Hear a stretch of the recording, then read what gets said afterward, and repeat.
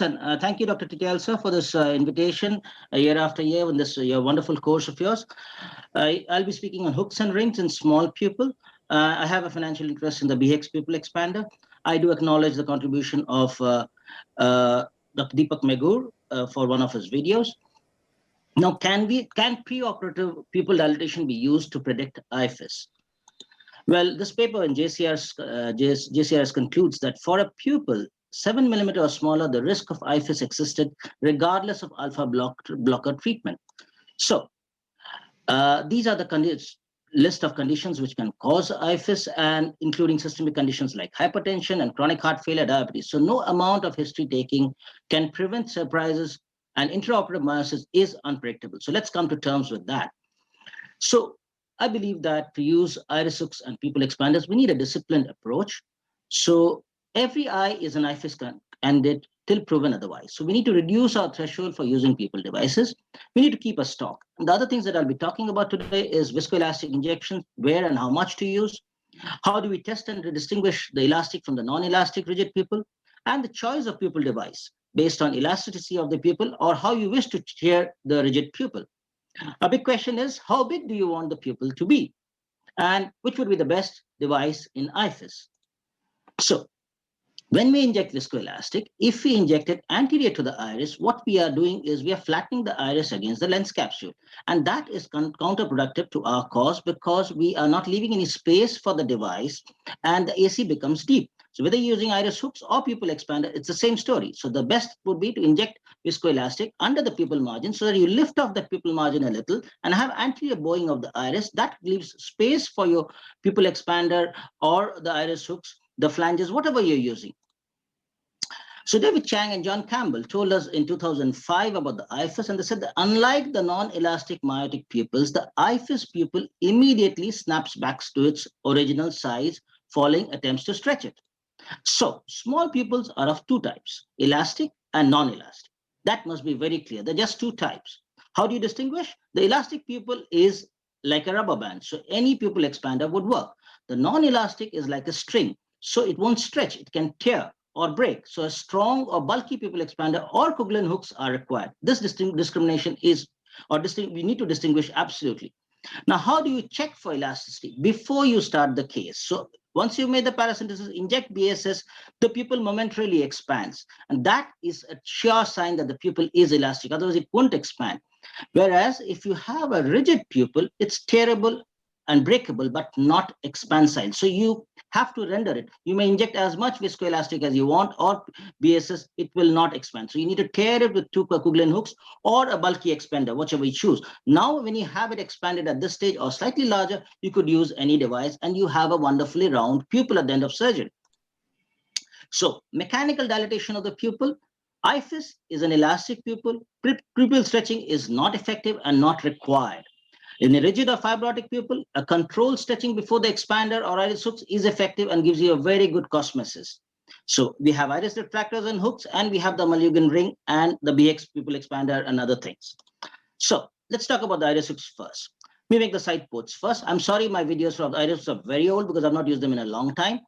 We make paracentesis in a clear cornea and posterior directed and leave a conjunctival mark. Otherwise, it will be embarrassing when you can't find one. Just leave that small conjunctival mark. It works wonders. Retract the stopper far enough, hold the hook sideways, insert it, turn it, and hook the iris. Now you advance the stopper.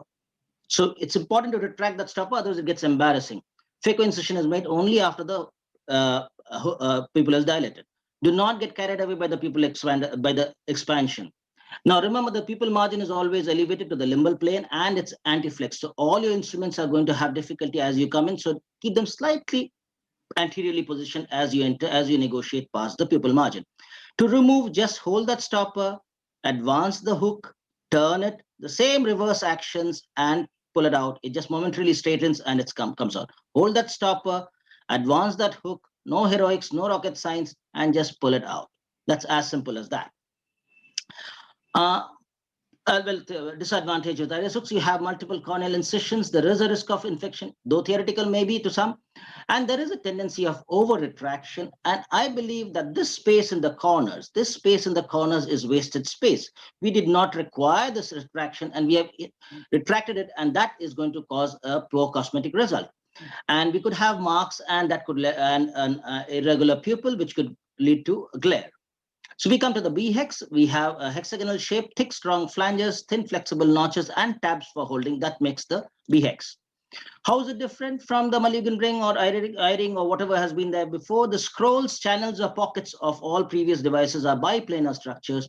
They snag the incision, and they require an injector, and they have a thick profile. The scrolls straddle the pupil margin, whereas the B-HEX, the notches and flanges are all in a single plane. The injector is obviated. It's a thin profile device, and the pupil margin actually straddles the notch. What we are doing is the iris is being bent without harm, which we can use to our advantage. So what matters most is the elasticity of the pupil and not the size. How big do you want the pupil to be? Aren't we all skilled enough to perform phaco through a 5.5 pupil? Most of us would do, even without a device. So if I give you a pupil which is dilated and with the assurance that it won't come down, well, B-HEX gives you that assurance, or even iris hooks. So do not get tempted to expand it more than 5.5. Let's look at this rigid pupil, hard cataract with serious exfoliation. My recommendation is less than 4 millimeters, rigid pupil, please stretch it before you use any device. There goes the first flange, and the second flange, and the third flange, and you have a wonderfully dilated hexagon. This is a pretty hard cataract. So no one can say that you cannot get a hard cataract through a 5.5. All that you need to do is chop it into small fragments, and you can get it out through a 5.5. IOL implantation is not a problem. Removal of the ring is not a problem. So any device, 5.5 is good. Let's look at which would be the best device. Now, there's a lot of debate on this. Every surgeon feels that he has a best device for IFIS. Now, in IFIS, if you look at the two major components, Miosis and iris prolapse. As far as Miosis is concerned, iris hooks and pupil expanders both provide constant pupil size, provide good visibility, and allows safe phacoemulsification. Now, when we come to the iris prolapse, no device helps. Iris prolapse depends on IFIS severity and pathological damage to the iris stroma and muscles.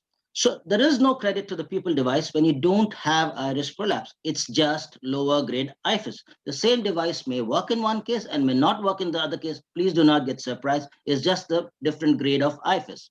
So a favorable device in IFIS would be one which requires small incisions, has a low vertical profile, can exit through side ports. Iris hooks and B-HEX would probably be best suited for this. Now let's look at this B-HEX being removed through a 1 millimeter side port. No device can do that. And that is a big blessing when you are working in IFIS and in a shallow anterior chamber. Now, let's look at intraoperative miosis. There's a big concern over here that the Mulligan ring or all other devices, on the top view, you cannot see the scrolls, or the openings of the scrolls or the pockets. So you can inadvertently engage the capsulorhexis margin, and that would be a disaster. In the B-HEX, you do not have that. The notches are facing you, and you have full control at the site where you're tucking, so you do not engage the capsulorhexis margin with certainty.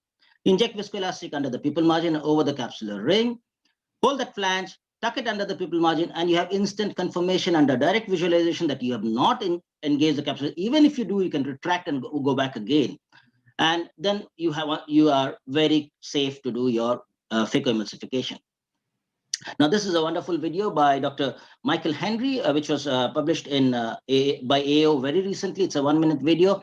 Shallow anterior chamber, glaucoma tube shunt, single incision used, expander the pupil with a single incision used to expand the pupil. A thin B-HEX was maneuvered around the tube. Watch that. This is the third flange which is being left, and there that's being manipulated around the tube, under the tube, and tucks under the pupil margin.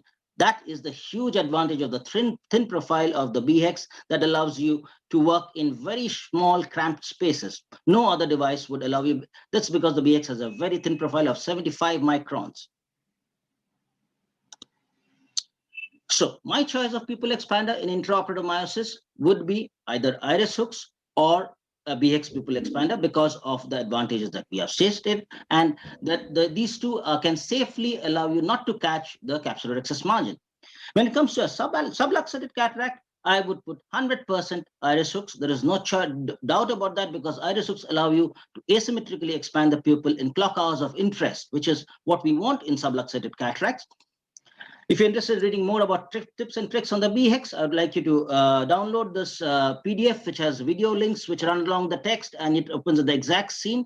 You could go to the page B-HEX Pupil Expander and subpage ophthalmic surgeon, and it's free to download. If you want to read a little more about my tips on phaco emulsification in small people, I would encourage you to check out this article on eophtha.com. Thank you very much for your kind attention. Thank you, Dr. Titial, sir, for this wonderful opportunity once again.